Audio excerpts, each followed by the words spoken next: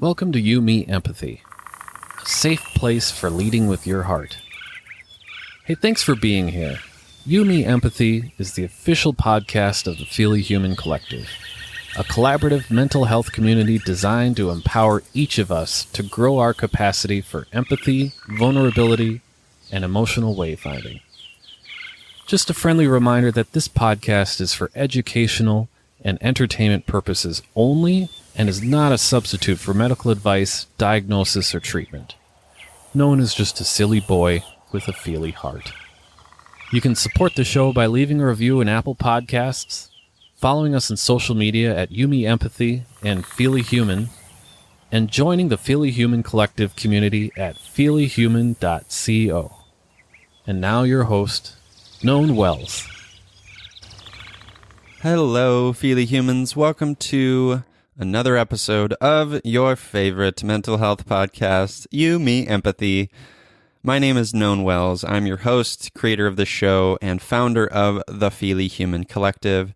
This is episode 187 on child psychiatry and trauma-informed care with Dr. Anjani Amladi. Anjani and I talk about her role as a child psychiatrist, why kids are more observant than most parents give them credit for, why kids need to be seen and heard, and all sorts of things. We talk about all sorts of things in this episode. Really enjoyed my conversation with Anjani, and I think you will too. But before we get to it, I wanted to shout out a few things. The first thing being, on August 24th at 5:30 p.m., the Feely Human Collective is hosting, that's me, Feely Human, is hosting another workshop. This workshop is called As We Carry On, Using Words to Explore Your Grief with a Compassionate Lens.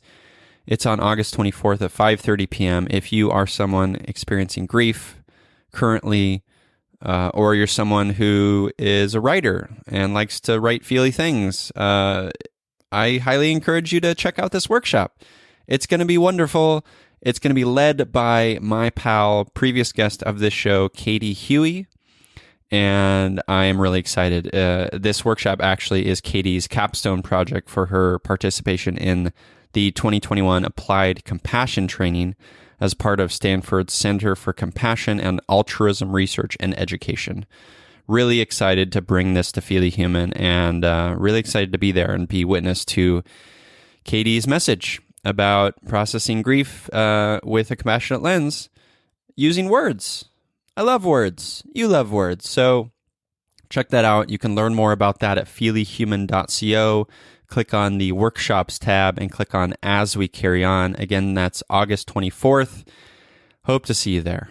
The other thing I wanted to mention is if you have not left a rating and review of this podcast on Apple Podcasts, what are you doing with your life? No, I'm just kidding. It's I know it's hard and sometimes it's tricky technologically speaking, but please, if you haven't, do so. And if you haven't, I'm going to incentivize you. So over the next week, between this episode and next week's episode, all new reviews that I see on Apple Podcasts, that's written reviews, I will randomly pick one and send you a goodie package of stickers.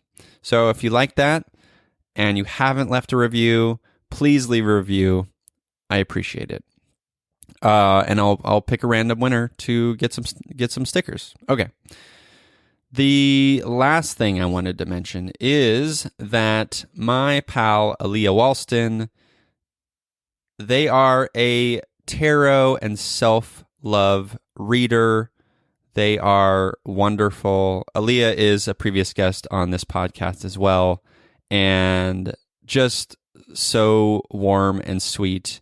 I've gotten a reading with Aaliyah, and they created such a warm space. It was my first reading too, so I felt nervous, and Aaliyah just knew how to sort of hold space for me and be witness to my feelies. So they do sliding scale. And if you want to learn more about the tarot and astro readings or self-love readings, you can go to AliyahWalston.com. It's ALIAWALSTON.com and click on the Book a Reading tab. Again, Aaliyah is offering sliding scale tarot astro readings and self-love readings. The tarot astro reading, I'm just going to read it because it sounds amazing. Quote, a soul-centered conversation looking at your tarot cards and natal chart as an invitation to reflection and radical transformation. Gain direction and clarity for the present moment and your soul purpose. Get ready to go deep. So Aaliyah offers sliding scale for these readings. Please support Aaliyah. They are wonderful. They are sweet. They are doing wonderful work in the world. So go to AliyahWalston.com. That's ALIAWALSTON.com. Click on the Book a Reading tab, and I'll also make sure that Aaliyah's website is in the show notes for this episode. Okay, that's a shout out for my pal, Aaliyah Walston. Let's get to the episode, shall we? This episode, again, it's episode 187 on child psychiatry and trauma-informed care with Dr. Anjani Amladi.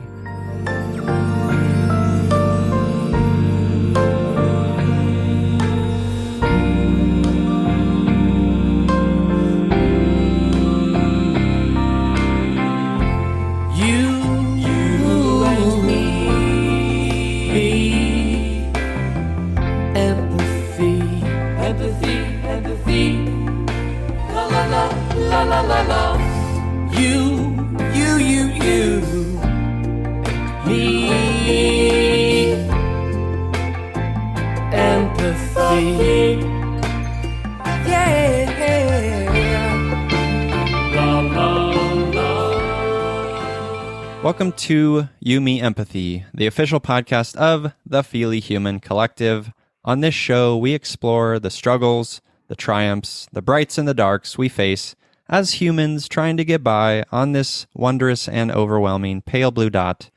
The intent of You, Me, Empathy is to talk openly, without judgment, about our mental health, our neuroses, our shared anxieties and worries, to create a dialogue that is vulnerable and deeply human and empathetic, and to share that dialogue with others to inspire emotional and cognitive collaboration and insight, so we can, hand in hand, break down the stigma that make us feel shame and guilt for struggling, for feeling our feelings, for being feely humans. You, Me, Empathy is a safe, friendly space designed to inspire the beauty in each of us. Today, I am doubly joyful because I'm here with double board certified adult and child psychiatrist, picture book author, and mental health advocate, Dr. Anjani Amladi. Hello, Anjani. Hello. Thank you for having me. I'm so happy to have you.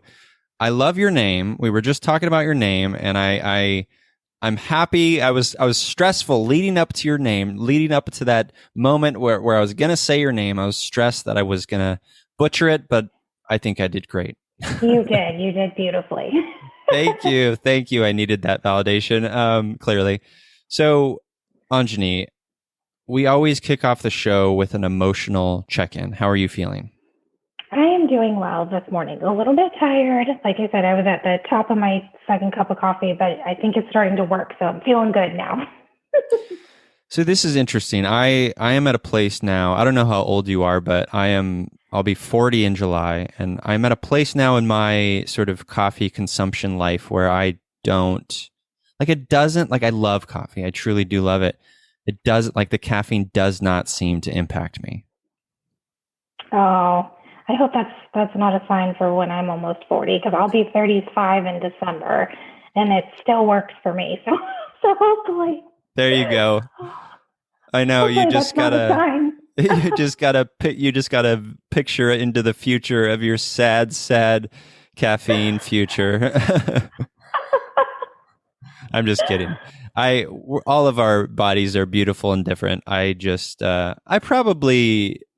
Maybe I started drinking coffee too early. Who knows? How old are you when you started drinking coffee?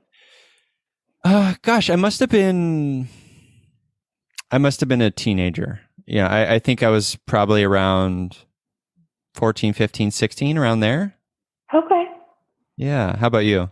So interestingly, actually, my first job was at Starbucks, and I was 15 and a half because that was how old you had to be to get a work permit to work there. But ironically, I didn't drink coffee because I didn't really like the smell. I didn't like the taste.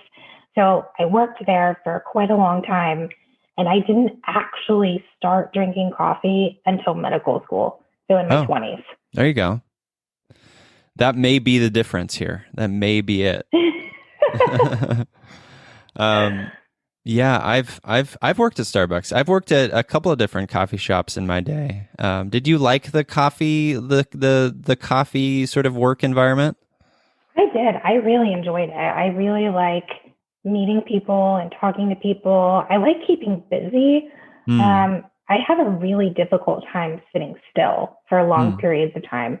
So kind of moving around and making drinks and stocking shelves and cleaning up and talking to people and things like that. It's kind of my jam, which yeah, kind of makes sense considering considering what I do for a living now. right. But no, I really, really enjoyed it. And I actually took that job because when I was in high school, I knew that I wanted to go to college and study abroad and do different things. And I wasn't old enough to bartend. And I figured what better way to meet people and travel places and have a skill that's applicable basically universally. Mm-hmm. So that's how I thought about it was, well, I'm not old enough to bartend. So I'm going to try this job out, which is, non-alcoholic bartending. And then when I get older, I can do that and travel and try to meet new people and do interesting things all over the world, which I actually ended up doing, which was kind of cool. So it paid off for sure. That's amazing.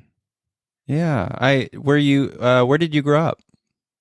In the Bay Area, actually. So I was born and raised in the Bay Area, the East Bay in California. Mm-hmm. And I stayed there my entire life from preschool all the way through high school.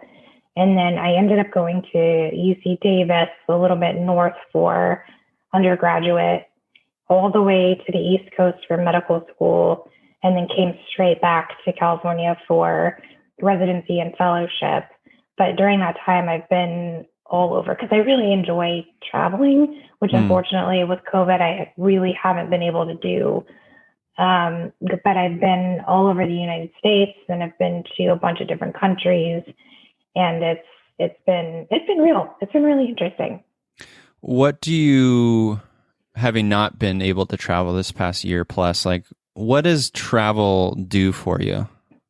Oh, it just filled my soul. I love to go new places and see beautiful things and meet different people and try different foods. And it makes me really, really happy because my job is pretty stressful and I love, love, love, love my job. I can't imagine doing anything else, but it's heavy sometimes.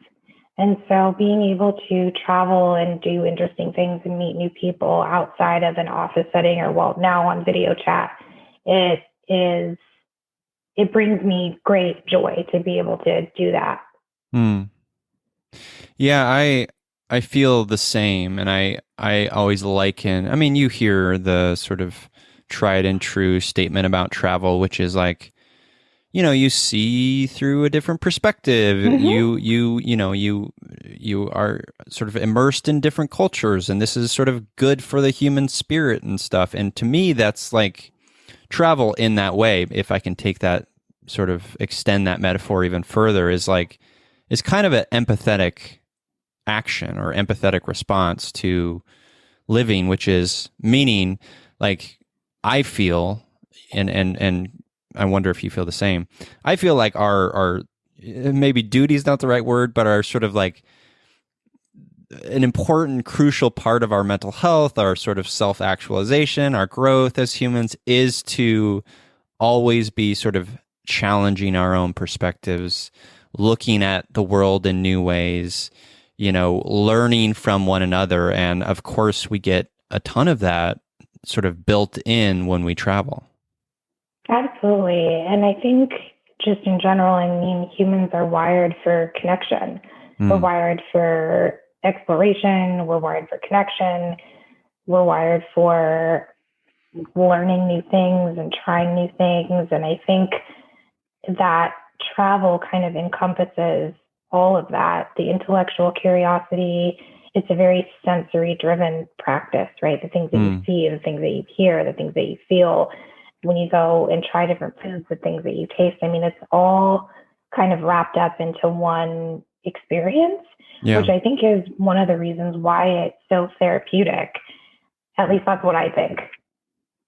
No, I agree. I agree. I'm on board. So what was your childhood like, Anjani? I actually had a really great childhood and a really interesting one. So my mom is originally from Hawaii, and she is Hawaiian and Filipino. And my dad is actually originally from India, and he is full Indian. Mm-hmm. And my parents met in San Francisco and then moved and ended up moving to the Bay Area after a few years in San Francisco. And then along came me. So both of my parents were very big on travel, which is probably one of the reasons why I really enjoyed it so much. So I've gone to Hawaii every summer as a child from probably about 5 years old all the way through maybe end of middle school, early high school when I started getting really busy. And then we traveled a lot. We've been to the UK. We've been to India a bunch of times. I can't actually remember all the countries that we've been to, but it's quite a few.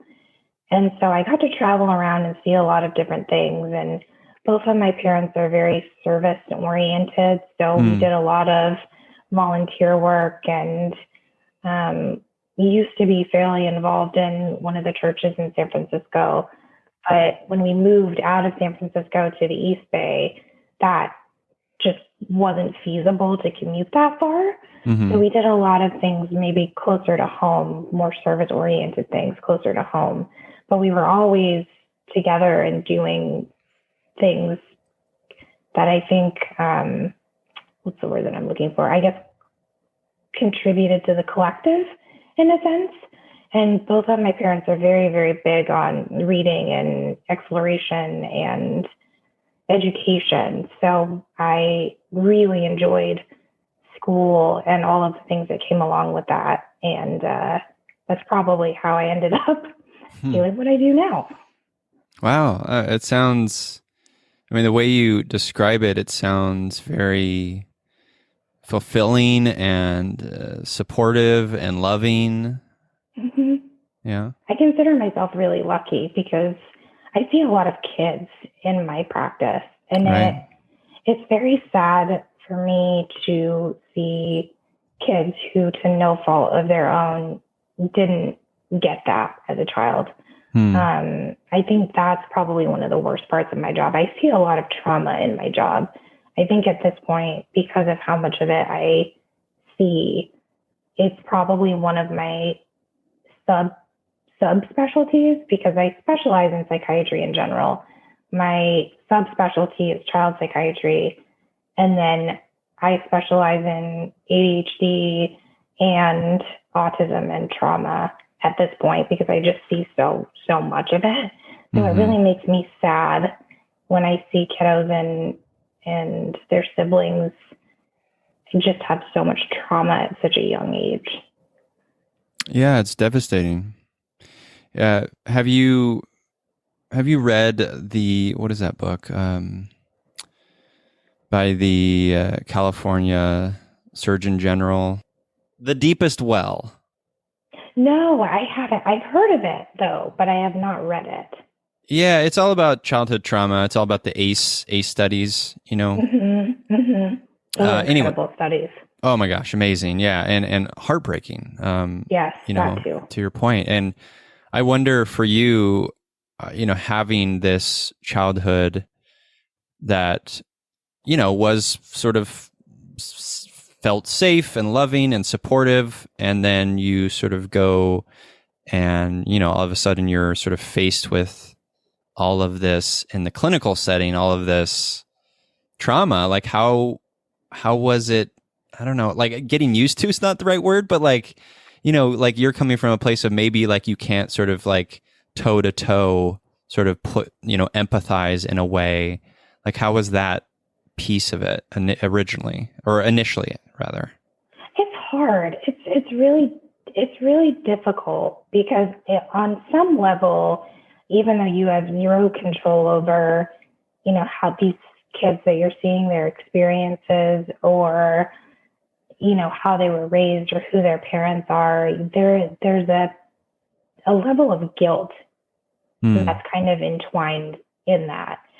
And I think as a provider, and I think when you're green, like when you're in medical school and maybe, your first year of residency, sometimes even your second year of residency, you are very, for lack of a better, just green. You're raw and open and have a very difficult time understanding why things like this happen to kids that are completely innocent and ask, to be put on this earth, right? Mm-hmm. As you, I guess, mature would be the good word. When you go through training and you just see so much of it, you learn to compartmentalize a little bit better. It doesn't mean that you don't have compassion, you don't have empathy, because you certainly do. I mean, I still feel sad and sometimes drained and sometimes tired, like, what I'm seeing doesn't make sense. But you just learn to kind of manage it a little bit better as you progress through your training. So I've worked with quite a few medical students and residents and fellows in the last few years or so. And that's one thing that they definitely say a lot, especially the medical students and early residents, is how do you manage the things that you see? And my answer is always with practice. And if you're struggling, there are people that can certainly help with that, because it's something that I know very well, especially when I was in medical school and very early in training. Do you personally go to therapy? I do. I think it's really important to, even therapists have therapists. Yeah, for sure. So I think it's a really important part of the journey. I'm a firm believer in therapy. My parents actually separated when I was in college, and as part of that, we ended up doing family therapy for a while, and that was a really great experience. Actually, that was the first exposure I had ever had to therapy. And although my parents did end up deciding to move forward with divorcing, I actually kept the therapist that we had for many, many, many years through college, and I think through most, if not all, of medical school, until he ended up moving out of state. So I couldn't see him anymore. But I really think that therapy is great, and that at some point in your life, everybody can benefit from therapy. I actually really enjoy it too. Yeah, same. I do too. That's fascinating to me that you went with your parents to therapy. That seems very healthy, very balanced. What did you talk about with your parents during those therapy sessions? Yeah, that's a good point. It was a while ago, so initially it was just the two of them. And I think, if memory serves me right, I think because I was in college and they were trying to figure out how to manage me, basically. I mean, how are they going to split the expenses for school, and who's going to stay in the house, who's going to move out, how is this all going to happen? I remember actually doing a lot of listening in sessions. I don't remember doing a whole lot of talking. I remember doing much, much more listening because, at 18 or 19, I was like, I don't know what's going on. Well, how did they broach it to you? Did they say hey, we're struggling? How did that information get relayed to you? My parents and I have always had a really open relationship. If stuff was going on, we kind of just talked about it. So I think it was actually at the recommendation of the family therapist at the time that we bring me in for, a session or 2 or 3, just to, kind of add my perspective in. To be perfectly honest, I don't really think I added very much because I was already out of the house and in college and would come back for visits and things like that. And I think at that point, I was also getting ready to leave to study abroad for Australia, where I spent a whole year. So my mind was kind of on other things at the time. Yeah. I wanted to be helpful in the sense that I wanted to contribute in some way positively, but I actually don't really think that I contributed very much, to be honest. I mean, I am struck by, and I think it's wonderful. I maybe my hope is that more sort of families do stuff like that, where they do invite the children into the conversation, because it is, from what I've heard through, guests on this show and my own personal life and, friends and stuff, there is a lot of, I think there's like a balance between what you share and what you don't share. But I think when the kid is, an adult or a teenager or something, I think there's a certain level of transparency that I think is healthy. Don't you think? Yeah, I think so. And one of the things that I really appreciated at the time was even being asked. I think, although I don't feel like I contributed very much, I thought that it was really nice to be asked. Because even, granted, I was in air quotes adult, right? 18, 19, in college, kind of already doing my own thing. But I think my parents have always kind of treated me as a young adult. I never felt like they treated me like a baby or a child. So I think it was very meaningful for me to have even been asked what my opinion was or what my perspective was, or to contribute in a way that I thought was valuable. So I think my parents just kind of always had the idea that, kids, again, in air quotes, know more than you think that they do and are a lot smarter than you give them credit for. True. So I think that was a really nice gesture on their part, even though I don't really feel like I contributed a whole lot to the conversation. Are you an only child? Sort of. Okay. Sort of. So my mom has 2 kids from 2 previous relationships. So my sisters are 10 and 16 years older than me. Gotcha. So I'm the only biological kid between my mom and my dad. But my dad raised both of my mom's 2 older kids after he and my mom got married. But because my sisters are so much older than me, I, in a sense, grew up with sisters, but at a pretty young age, they had moved out of the house.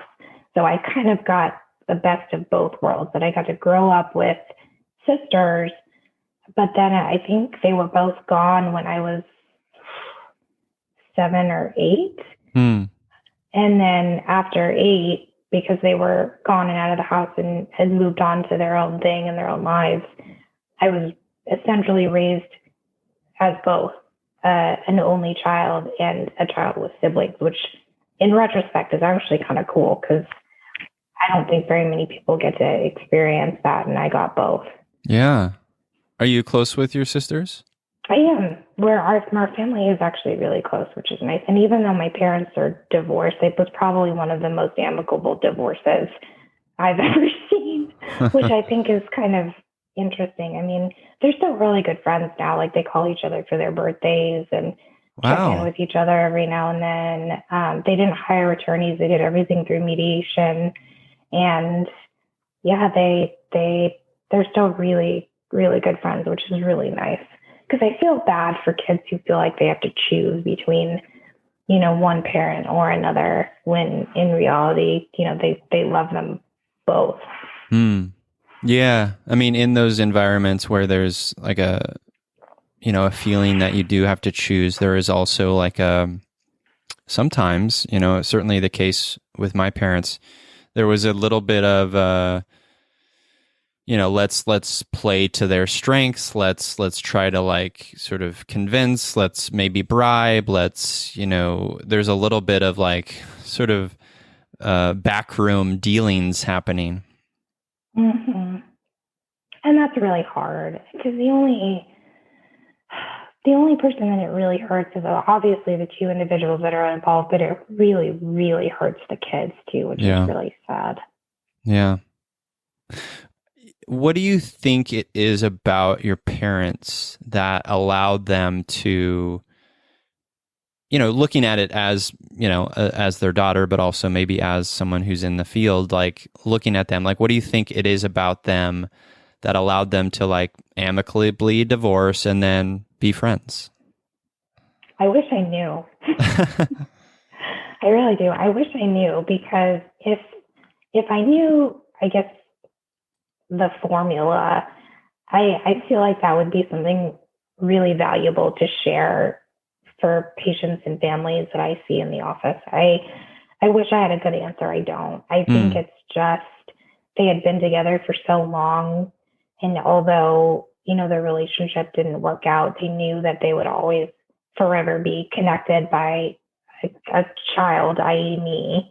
Yeah. And I think just after being together for so long, you have a mutual respect for each other, even though things didn't work out the way that you had thought or maybe expected them to. Yeah. There is so much. I appreciate that honest answer. There's a ton of just at play. There's a ton of nuance. It's so unique. And, if the relationship doesn't sort of end in a way that's like violent or volatile, or there's infidelity or some of these things that happen, like in my family, there is a mutual respect and love there. And I think another piece of this that I think is important is to refute the lens of like divorce is some sort of failure, right? Mm-hmm. Which it's not. Mm-hmm. Yeah, I think so. And I think sometimes people, what I see in practice, and it's not a judgment, it's just an observation. Sometimes I feel like people hold on to relationships and don't want to get divorced because they, like, for that exact reason, they feel like they failed at something. But then you always have to ask it, at what cost, right? At what cost are you staying in a relationship, and what are you modeling for your kids if you're both miserable and don't spend time together and don't talk to each other nicely? And your kids are picking up on that. I mean, they pick up on the things that you do, but they also pick up on the things that you don't do, which I think is also really important to remember, is that kids are so much smarter and so much more observant than most parents give them credit for. Why do you so I hear about this, and I agree, and I feel it in my bones. Like, why do you think we do that as like parents or as adults? Like, why do we like give short shrift to children in that way? I wonder, and again, I don't have a good answer because I think it's different for everyone. Yeah. But I think a sense that I get from most parents who kind of, in a sense, underestimate their kids is it's not out of maliciousness. I think it's that they want to preserve this kind of image of innocence that kids don't see. They only see the good things that are happening in the household. They don't see the bad things that are happening in the household, and to extrapolate that further in the world, right? We want to kind of keep them innocent and keep them, the wool over their eyes in a sense. And I don't, like I said, I don't think it's out of maliciousness. I really think that it's out of a sense of concern and, feeling like you're protecting them in some sense.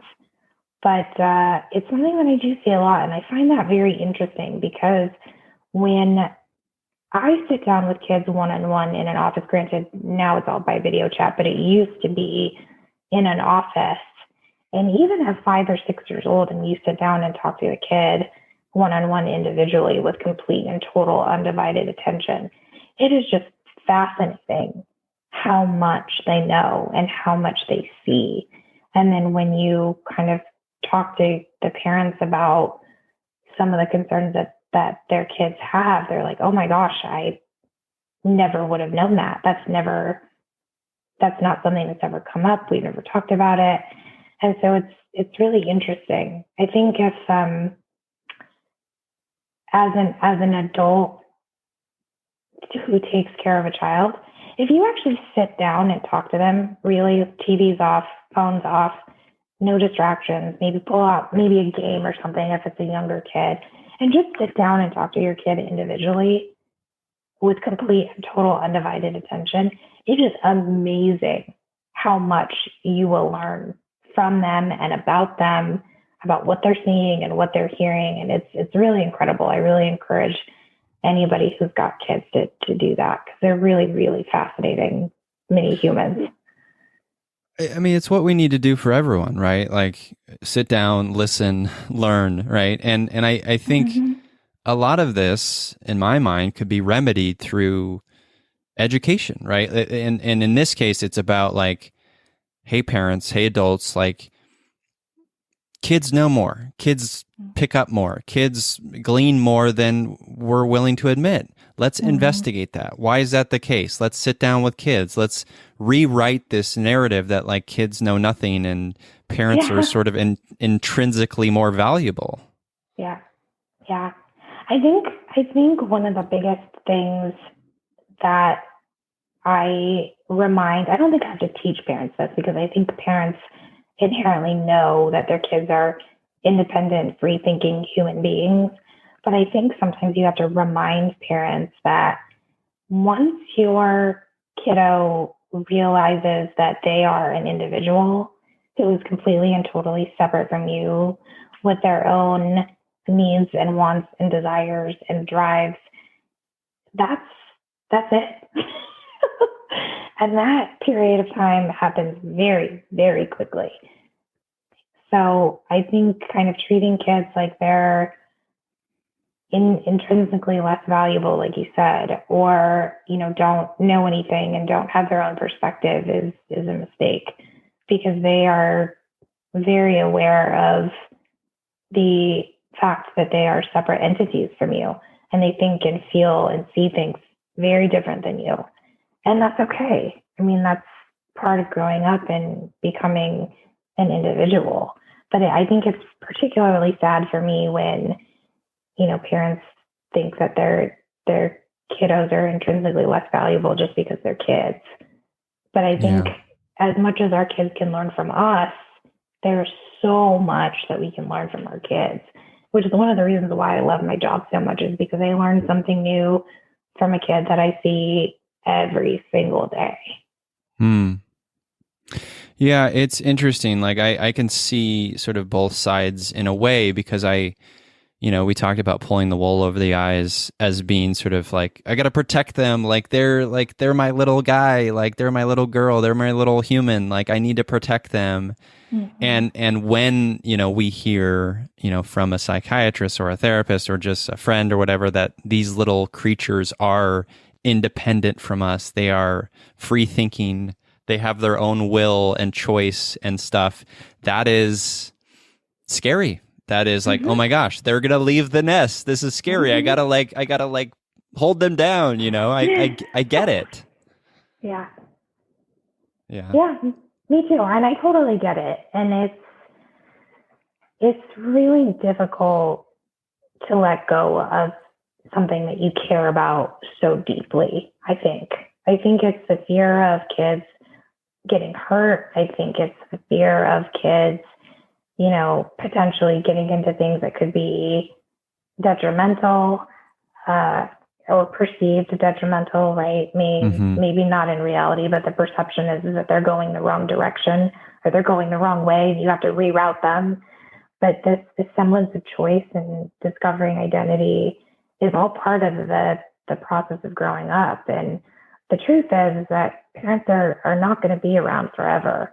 That the best that you can try to do is guide your kids, in a positive direction and give them the skills to be able to think critically and make good choices for themselves, and just be there as a support if they try things and they don't go well. Yeah. So you can't steer them in the right direction in a sense of, parenting out of control and fear, because it doesn't work. Yeah. Yeah. Can you share a few moments where you've been with a child sort of in the therapy setting and you've been blown away, or you've been, your mind is boggled, or you're like, oh my goodness, this is amazing, or this is eye-opening? Like, can you share? I mean, obviously you don't have to name names or anything, but just some moments in your, your life as a child psychiatrist. That's a really good question. There's been so many. I'm sure. Let's see.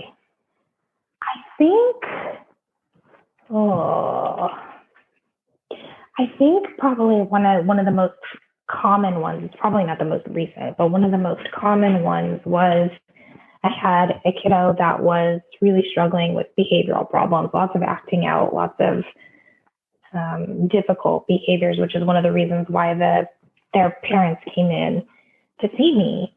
And it was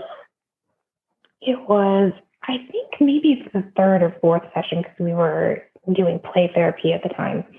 And we were playing a game, and this little girl said, if mommy would just put down her phone, then I wouldn't have to behave this way, because I would get the attention that I need. But when I'm good, mommy doesn't pay attention to me. But when I'm bad, mommy pays attention to me. Oh my God. Isn't that amazing? She was 5, by the way. Wow. That breaks my heart. Yeah. And it was a single mom who worked a lot. And by nature of working a lot, she was always on the phone, on calls and meetings and things like that. And so the little girl was just having a really hard time with whenever she would show mom something like a drawing or a piece of art that she made at school. It was like, oh, that's really pretty. Okay, now mommy has to get back to work, kind of thing. So we really worked on, spending meaningful time together and more individual time together. And it's really incredible. Like I was saying before, the complete and total undivided attention. It's amazing how little time it takes to do that, and how much of a positive impact it makes on kids when they feel seen and when they feel heard. Yes. And it made a huge, huge, huge difference for this family in particular. That's beautiful. I love that so much. Yeah, being seen, it's everything we need. Yeah. Yeah. Have there been moments where you're sitting down with a kiddo, as you say? I love the word kiddo too. It's kind of endearing. You're sitting down with a kiddo, and the kiddos, they may be there for a reason that the parents think, but like ultimately you realize that maybe there's some abuse at play. Oh yeah. Yes, and it's not always physical. It's not always physical. I mean, abuse comes in many different forms. Just because you can't see it doesn't mean that it's not happening. So the physical abuse is just definitely more recognizable. But it's the emotional, mental, gaslighting kind of component that's really challenging. That is just as traumatic as physical abuse, but just doesn't leave any visible scars. So that's a really difficult situation to be in, because it's unlike physical abuse and trauma that's very easily reportable. The emotional stuff is is very challenging because you don't have any evidence really that it's happening other than there's a human in your office that's telling you all of these things that are happening at home. So that unfortunately it is something that happens quite a bit. And I do see that a lot. So what do you do in that case? Like, let's say there's a child who is sort of, you're gleaning the fact that like maybe there's some emotional abuse at play.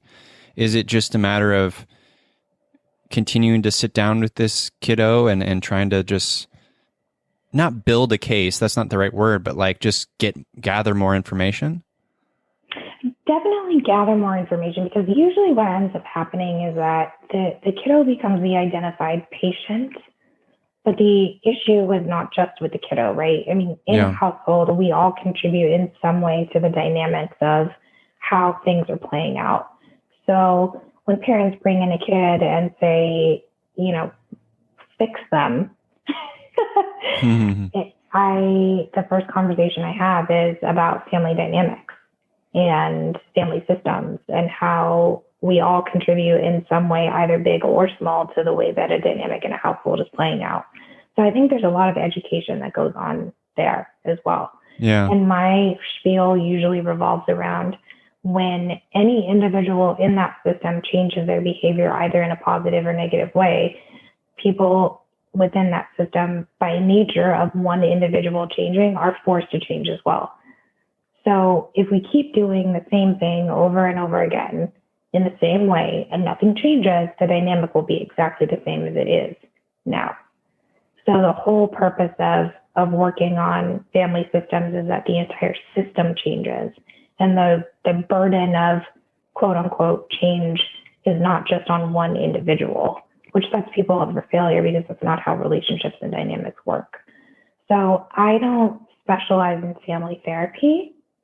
So I do, you know, kind of the education and psychoeducation about family systems and dynamics, and how a lot of times when there's a problem within a household, the child, because of the nature of them acting out, usually becomes the identified patient, but we all bring our own stuff to the table. So in that case, if it's a particularly difficult dynamic or a really kind of challenging case, I refer for family therapy, because it's not something that I specialize in. I very often keep the kiddos that I see, you know, for individual therapy and refer for family therapy, and work very, very closely with the family therapist to help, because family therapy, like I said, is just not my area of expertise. Right. But there are solutions to really difficult family dynamics that are available if people are open and willing to kind of engage in the process. But change is hard for a lot of people. So kind of getting parents on board, you know, to participate. You know, a lot of times I see parents who want to drop their kids off and say, fix them. Yep. And I go, that's not how this works. Well, I appreciate that so much, because it is really, it all comes down to education and being open to that education. So you're talking about like how a parent, and I get why this can happen. Like we've all done it in various ways. Like a parent can drop off a kid and say, fix them. You know, obviously inherent in that statement is like they are the issue, but you're pointing out very importantly that it's a collective piece. So like I think like even taking that sort of view outside of the context of like child psychiatry, understanding that we all have a role here, that we all, like in our relationships, in our communities, we grow with one another, we connect with one another, we, you know, we're like, to go back to your parents, like point about like service, like there's this collective at play that I think, in my mind, I feel like we should all be thinking about. Mm-hmm. I wish we all thought that way. But really, like I wanted to bring that up, Anjani, because I think you're doing your part in maybe changing one heart at a time toward that goal. I hope so. I mean, I hope that, and this is the thing, right? It's like I can't force people to want to do the work. all I can do is provide you information and give you the choice Yeah. as to whether or not you want to participate and own your stuff in the way that you want your kid to own their stuff. And that's all I can do. I can't do the work for you. I can't make you want to do it. And I think sometimes it's a difficult line to walk because yes, the kiddo is your identified patient, but you are also treating the family. And I think that's really hard because sometimes the kids are the ones who seem to have the most open mind. And I don't know if that's just because they're younger and more open-minded and more flexible and less rigid because they're, they just haven't experienced things and haven't had enough time to just say, this is the way that I do things. And that's kind of it. But it's, everybody in some way has to own their stuff.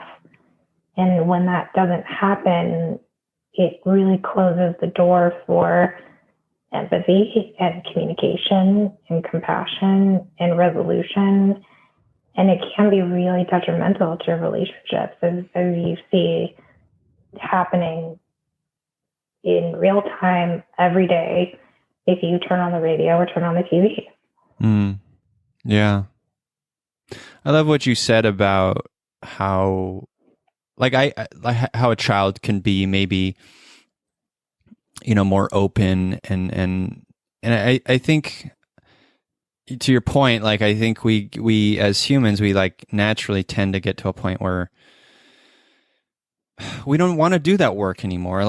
We've maybe lost the childlike wonder and we're we're in our grooves or we're in our systems, and anything outside of that feels like just so stressful and overwhelming.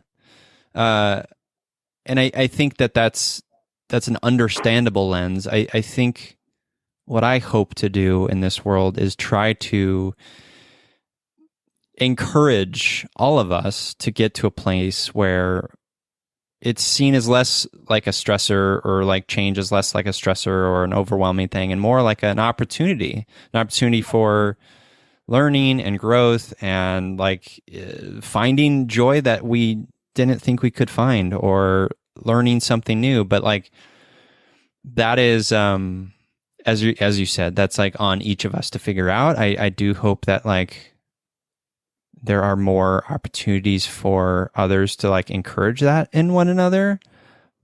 But it's hard. As you said, it's hard. Yeah, it is. And my only hope is that when kids and families come and see me or come see any therapist or psychiatrist, that they be open to the process. And, sometimes it takes a different psychiatrist or a different therapist or a different family therapist or a different support staff, in some way, because the fit may not necessarily be there the first time, but just be open to the process. And maybe the first time you take a crack at it, it is uncomfortable and maybe doesn't work out the way that you hope, but, just continue to be open, to the opportunity that you have to better your relationships. Yeah. Because the truth is that we get one shot, like you said, on the blue dot. And it's how you live your life and how you want to live your life is important. And a lot of that has to do with connection and safety and emotions and compassion and joy and all of these emotions that can be really challenging for a lot of people to talk about or engage in or want to admit that they have. But you really get one life on the blue dot. And do you really want to live it, creating tension in your household or driving a wedge between you and your kids because you want to be right all the time?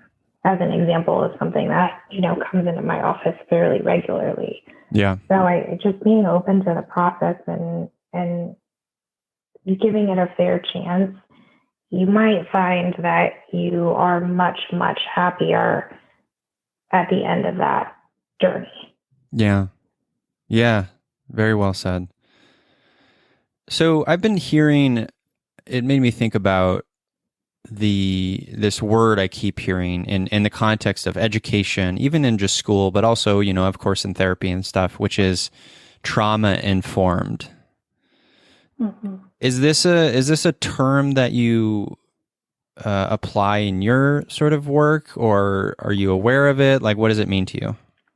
Yeah, so trauma-informed care, it's a way of thinking that keeps in mind people's struggles and people's difficulties. And there are certain aspects of trauma-informed care that, we look at when we talk about like a trauma-informed approach. So an example would be, like you mentioned earlier, the ACEs study, and what kind of aspects of childhood trauma kind of play into how a child develops into an adult. So like domestic violence or substance abuse or parental incarceration and things like that. So it's probably something that we've been doing for a really long time, but have just put a name and face to recently. I appreciate your perspective on it. I feel like shouldn't everything be trauma informed? And by that, I mean, like, shouldn't we all be cognizant of personally in our own lives, cognizant of the sort of what came before and how that informs and how that makes up who we are, not to live there permanently, but to understand and then do that for one another. Isn't that I feel like we should all be trauma informed, right? Yeah, and I think, in some ways, I think if you've been in mental health long enough, I think it's something that you do naturally, but perhaps just didn't have a name for it. So yes, I agree with you, but I guess the question would be, how do you define trauma and how do you recognize it? Like, for example, growing up, I was never exposed to domestic violence or parental substance abuse or parental incarceration or, divorce as a young child, right? So how do you know kind of what quote unquote trauma looks like if you don't really know what to look for, right? Or if you don't have a definition or a name for it. So I think in theory, most people can kind of deduce what trauma, quote unquote, is, but I think it's hard to kind of conceptualize that if you don't have a definition and you don't have a name for what it is that, you're looking for.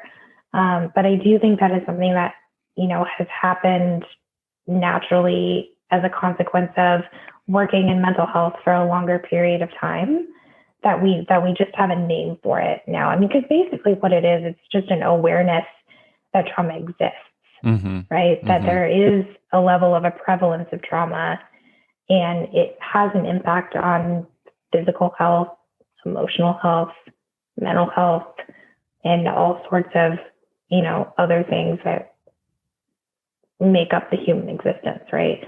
That's what it means to be trauma informed. But I think sometimes we get a little fancy with our jargon. And I think it can make it a little bit confusing for folks who may not necessarily be in the mental health field. Like, what exactly does it mean to be trauma informed? Right. And you're right. You're totally right. It's an education piece, and also in it, it's very complex, right? Because when we're talking about the ACEs, the 10 sort of questions, you're talking about parental incarceration. You're talking about sort of drug abuse in the family or alcohol abuse in the family. You're talking about physical abuse. You're talking about divorce. You're talking about big things, right? I'm a 6 out of 10, by the way, on the ACE. Okay. But then there's a lot more nuance. There's a lot maybe sort of lowercase t trauma, right? That how do we know what that is? And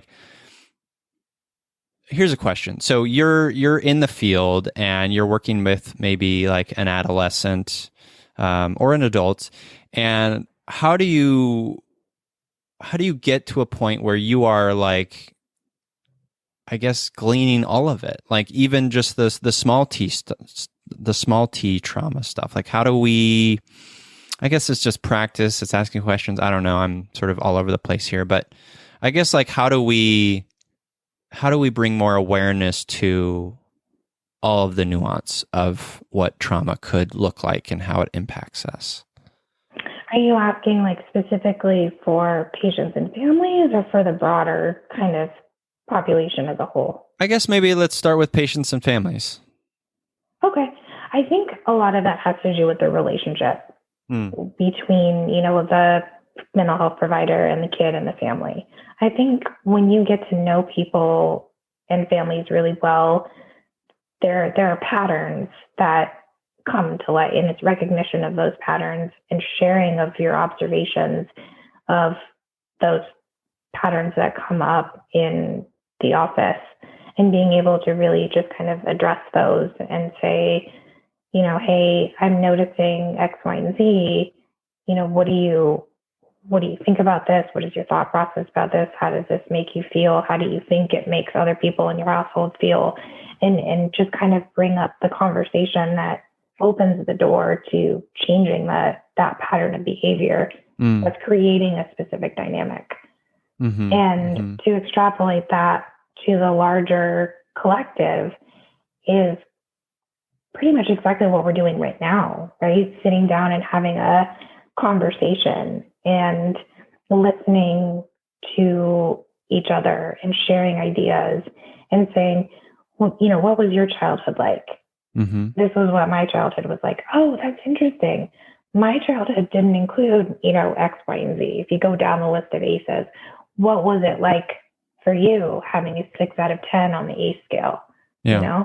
And it's a sharing of information that I think allows for people to understand each other and empathize with each other much better than we would otherwise. Agree. You hear that, listeners? We need to listen and learn and meet people where they are. And I know you listeners are good at that, and we just got to keep doing it for each other because it's everything. Yeah. So, you mentioned before, like you obviously being in this psychiatry field, and you're used to seeing people in person. Like, how has the COVID experience been for you? It's been challenging, to be honest. One of the things that I miss the most is seeing my kids and family in person. I do 100% video chat now, which serves its purpose. I mean, I can still provide high quality care through video chat, but I really miss being able to see, my kids and families in person, because kids grow up so quickly, and, watching them kind of grow before your eyes when you see them in the office is really special. And now it's kind of like on video chat, you can still kind of see the same thing, but it's in 2D instead of 3D, which is hard. I also work from home, so I don't go into the office and do video chats in an office. So finding, the divide between home life and work life has been a little bit more challenging for me. A year into it, I would say that I've probably gotten a little bit better at it, but there's this tendency, because I love my job so much, to just be in my office all the time, because there really is no opening and closing, right? My office is in my house. So if I wanted to work 7 days a week, I really easily could. I don't, but I could. And I think that's the danger of working in your house when you really enjoy your job, is that you literally just want to do it all the time. But then, I have a husband and pets and things like that to take care of, so I don't think they'd like that very much. But it's been a challenge. It's been kind of a roller coaster. I mean, there are some days where I'm like, I hate this video chat thing. I want to go back into the office, and other days, where it's okay. Yeah. So I think it's just kind of a roller coaster, just like everybody else who's going through it too. Is there a light at the end of the tunnel? Oh, I think so.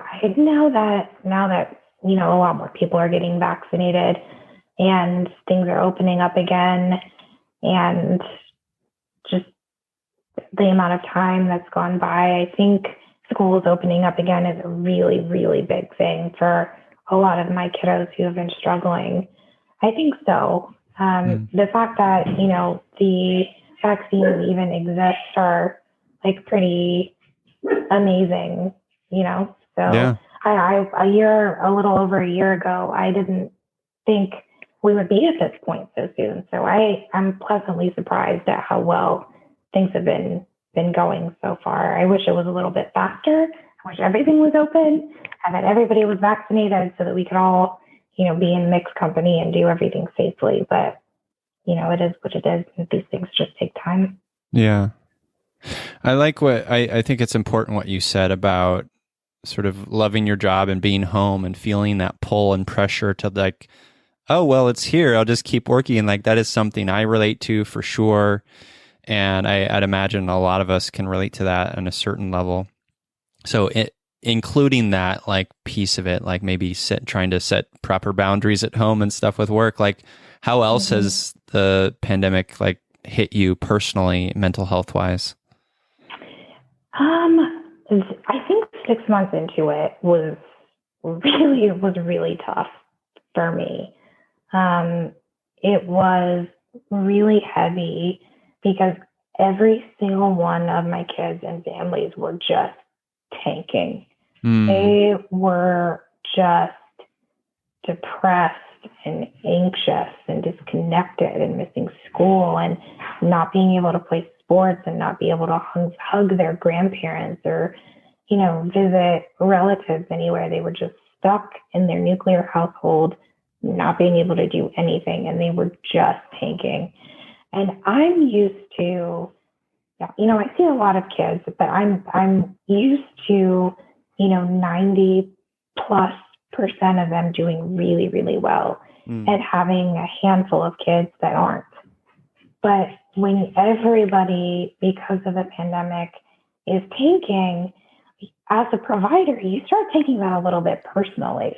Like you start thinking all those negative cognitions, like I'm ineffective, I'm not serving my kids to the best of my ability. And then you start really second guessing your capabilities and your education and whether or not you're good at this job. And then, the snowball just kind of goes. So 6 months was probably the most difficult it's been for me, that I was feeling kind of burnt out and ineffective and inadequate. And then I honestly don't know how it kind of turned around. It just kind of did for me, and things started getting a little bit better, and my kids started getting, a little bit better as well. And maybe it was them, honestly, that they started just getting better, which pulled me out of my, kind of shame, ineffective guilt spiral. But it was really difficult around 6 months in, because we didn't know at that time how much longer this was going to last for, and if things were even going to get better anytime soon. Yeah, and it's understandable, right? Like it's understandable that there is, the patients are struggling, you're struggling. It's been hard. It's change, right? It's change, it's uncertainty, it's like not knowing what the future will hold. It's collective grief. It's so much. And I've also been hearing from folks, anecdotal evidence from parents and whatnot, friends basically saying like, yeah, my kid is like regressed in some ways emotionally or even, in the classroom. Have you seen any of that? I mean, early on, you probably saw some of it. Oh, yeah, absolutely. Especially with the younger kids. It was definitely not uncommon to see particularly younger kids have more acting out, more behaviors, like a regression potty training. It was awful. It really was. It was really terrible. So that kind of regressive behavior was something that parents used to come in and talk to me about quite a bit, because they were kind of like, what's going on, But over time, with people kind of getting used to the way that things are. And now, especially with schools kind of opening up a little bit now, that's gotten quite a bit better. Yeah. That's good. That's good to hear. Yeah, no, I'm grateful to be vaccinated at this point. I'm also still weary, personally. Like I will probably continue to wear a mask in sort of indoor public spaces for a while, just because, there's still a lot of, I'd imagine, people who just won't get vaccinated. And, on one hand, my sort of emotional sort of side of me wants to like be angry at those people, but I also understand that like we each have our own choices to make and I can't control that. And so, but that's a tough emotional space to be, right? Oh, absolutely. Yeah. Yeah. But also having, empathy and compassion for people who do things a little bit differently little bit differently than you do. It's difficult, but you're absolutely right. I mean, the way that you save yourself from going down that rabbit hole is really focusing on what you can control versus what you can't. Because we can wish a million different ways, that things were different than they actually are, and that you have zero control over what other people do. The only thing that you can control is the way that you do things and the way that you manage different aspects of your life and your own behaviors. That's it. That's all you can do. Yep, for sure. Yeah, that's a crucial part of mental health is, recognizing what you can and cannot control, for sure. So the last question I have for you, Anjani, is how has your self-care practice changed, like pre-pandemic, now sort of in a pandemic? To tell you the truth, it actually hasn't changed. Okay. My job has always been, like I said, it's been pretty stressful at times, just given what I do for a living. So my self-care routine has always been to make sure that I get enough sleep and exercise and try to get massages every once in a while, make sure I'm walking the dogs, hanging out with my husband, taking care of our other animals. And that's just a routine and a pattern. We're going to therapy. And that's a routine that, I've had established well before the pandemic. So I think what's changed during the pandemic is that I just take that a little bit more seriously and make sure that it's something that I'm actually doing regularly. Because beforehand, it's something that I would do kind of when I was feeling burnt out and needed a little bit more kind of self-care and self-love. But now during the pandemic, with how different things have been, is making sure that those things actually get done, kind of treating it like I would, would say like a doctor's appointment or an important meeting, like making absolutely sure that the things that I'm doing, to provide for my own self-care is actually happening and actually getting done. I love that. I think that isn't a huge change, but it is like a small mindset shift that I think is crucial. So you go from one place where you're like, you're getting it when you absolutely need it, or you're feeling burnt out or whatever, and the reframe, and I feel the same for sure. And I think we should all sort of honor ourselves in this way, is to get to a place where self-care is just part of our regular routine. It's like a crucial part of our thing, other than a thing or versus a thing that's like, oh, I'll do that thing when I'm at the end of my rope, or I'm feeling burned out, or I'm feeling tired. Instead, it should be this thing that's like, oh yeah, this is the thing I do every week. Yeah, and I think the truth is that, there's the myth about self-care is that it has to be extravagant. It has to be extravagant and over the top, and a full spa day. Like the truth is that the way that I think about it is like principles of compound interest, right? A little bit of investment consistently over a long period of time goes much, much farther than one giant investment every so often. So I think, and it's much more sustainable and it's much easier to kind of keep tabs on it and keep it under control when the investments are small and consistent. It's much, much easier to formulate a routine based on that. Yeah, that's great. So, Anjani, the last thing that we always sort of wrap up the show with is a section I like to call Empathy Heroes, which is the guest and I each mention someone in our lives who is empathetic, compassionate, feely, all of those things. Could be someone we know personally, could be someone we admire, could even be a character from a movie or a story we love. I will go first to give you a moment to think about your empathy hero. My empathy hero this week is a feely human named Nadia Okamoto. She is the founder of Period, which is an organization fighting to end period poverty and stigma. She founded Period at the age of 16, and she has since launched, I think at the age of 21, another sort of company, nonprofit organization, co-founded it. And I was talking about her with my partner the other day, and I'm just blown away by her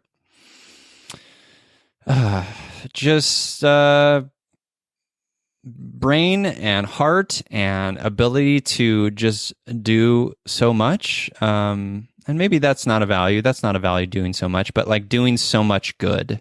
I'm just amazed by it. And Nadia will be coming on the show soon, which I'm excited by. But I just wanted to shout her out because she's just doing wonderful work in the world, especially around women's health. And so I encourage all of you feely humans out there listening to give Nadia a follow on. I follow her on Instagram. That's the only social media I'm on. So she's at Nadia Okamoto, Okamoto on Instagram. Give her a follow. She's wonderful. She's my empathy hero. How about you, Anjani? I actually have to shout out my husband because Wonderful. It's not easy being married to me, to be perfectly honest. I can be a lot. How so? How can you be a lot, Anjani? Well, I think one of the least favorite things about myself is probably my temper. When I don't get mad very often, but when I do, it's really not pleasant for anybody, particularly him, because he's usually the closest. So he really helps me stay. He's a combat veteran. So he was in the Air Force for quite a while, but was attached to an Army unit and was deployed twice, once to Iraq and once to Afghanistan. And so because of his experiences, he's very calm. Like things, I guess when you're used to getting shot at and people trying to kill you and getting blown up, almost getting blown up a few times, like it puts things into perspective for you. Sure. So he really helps me stay calm and collected and reminds me that, is what we're arguing about really that big of a deal? Or are we okay? Because I'm pretty sure that we're okay. And it's that kind of, compassion and empathy when, I'm revving up and he's just trying to put the fire out, that makes things a lot easier for me. And I learned so much from him just based on, that interaction that he has with me, which I really appreciate, especially now in a pandemic. Like we were talking the other day and I told him, I said, I know that I love you, but I'm really glad that I also like you a lot, because I don't know if I could have done this whole pandemic thing by myself, like if you weren't part of my life. So thank you for that. That's wonderful. Yeah, it makes sense, right? Like having that combat sort of experience, coming into maybe a pandemic or certain situations that feel like, maybe to us, the sort of the civilian, if you will, like it may seem like a big thing or feel like a big thing. And yet he's, maybe this steady the steady resolve that feels grounding. That's beautiful. I love that. Thanks. Yeah, I hope he appreciates that. He's not here and he can't hear what I'm saying right now, but maybe I'll tell him after that Noan asked this question and I shouted you out. He'll be proud. Ah, wonderful. Well, Anjani, where can the listeners connect with you, learn more about the work you're doing, read your picture books, all of that stuff? Yeah, so my children's picture book is called When the World Got Sick, and it's on Amazon. There's a Kindle version of it and a paperback version of it. And that book is about how to talk to your kids about the pandemic. And it's meant to kind of function as like a bedtime story or just an opportunity to open the door to having a conversation, particularly with the younger kiddos when you're struggling with kind of how to explain what's going on to them. And if you want to keep up with me, my website is anjaniamladimd.com, and you can find me on Instagram at the same handle. Wonderful. Well, Anjani, thank you so much for being a part of You, Me, Empathy. I appreciate that we have a feely human like you in the world of psychiatry. Thank you. This is really fun. Thanks so much for having me. You're welcome. And to you listeners, as I always say, I'm here, you're here, we're here together on this wayward, overwhelming, awe-inspiring, pale blue dot. We have each other. It's You, Me, Empathy.